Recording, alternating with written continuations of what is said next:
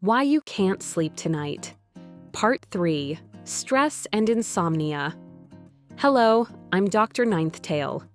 If you haven't watched the first 2 videos in this series, I recommend starting there first. In the first video, we talked about what insomnia is and why sleep is so important. In the second video, we discussed several physical conditions that can interfere with sleep. Today, we're going to shift our focus from the body to the mind and talk about one of the most common reasons people struggle to sleep: stress. I'm a board-certified internal medicine and obesity medicine physician with a special interest in women's wellness. While I'm not a psychiatrist or therapist, stress is something I discuss with patients every single day because it affects nearly every part of our health, including our sleep. So, what is stress? Stress isn't always a bad thing. In fact, stress is a normal survival response. If you suddenly hear a loud noise or need to react quickly while driving, your body releases stress hormones like adrenaline and cortisol to help you respond.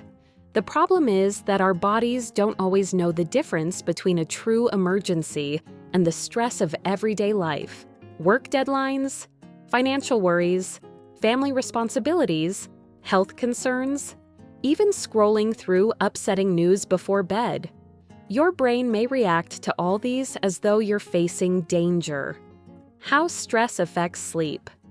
When you're stressed, your nervous system becomes more alert. Your heart rate increases, your muscles become tense, your breathing may become faster. Stress hormones stay elevated. Unfortunately, these are the exact opposite of what your brain needs in order to fall asleep.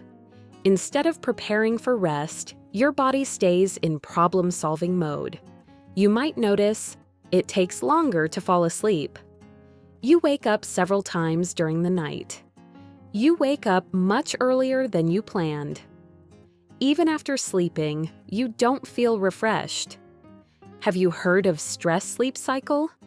One of the frustrating things about insomnia is that it can become a cycle. Stress makes it difficult to sleep. Then poor sleep makes it harder to manage stress the next day. You become more irritable, less patient, have more difficulty concentrating, and everyday problems start to feel even bigger. Then bedtime comes around, and you're even more stressed about whether you'll be able to sleep. That cycle can continue night after night. Let's shift the gear and try a simple CBT technique. One of the simplest cognitive behavioral techniques is learning to separate problem-solving time from sleeping time. If your mind is racing with tomorrow's to-do list, don't try to solve everything while lying in bed. Instead, set aside 10 to 15 minutes earlier in the evening to write down what's worrying you and one small next step you can take tomorrow. Your goal isn't to solve every problem. It's simply to tell your brain, I've acknowledged this. I have a plan. I don't need to solve it at 2 o'clock in the morning. Many people find that this makes it easier to relax at bedtime. Second, our brains don't instantly switch from being fully alert to deeply asleep. If you're watching a violent movie, reading upsetting news, arguing on social media, or checking work emails right before bed, your brain may continue processing all of that long after you've turned the lights off. Many people don't realize that what we feed our minds before bedtime matters just as much as what we feed our bodies. If possible, try giving your brain 30 to 60 minutes to slow down before sleep. Instead of stressful content, consider listening to calming music, reading something relaxing, practicing gentle stretching, journaling, or another quiet activity that helps signal to your brain that the day is ending. What we feed our minds before bed matters just as much as what we feed our bodies. In summary, stress is a normal part of life. The goal isn't to eliminate stress completely. That's impossible. The goal is to teach your mind and body when it's time to stay alert and when it's safe to rest.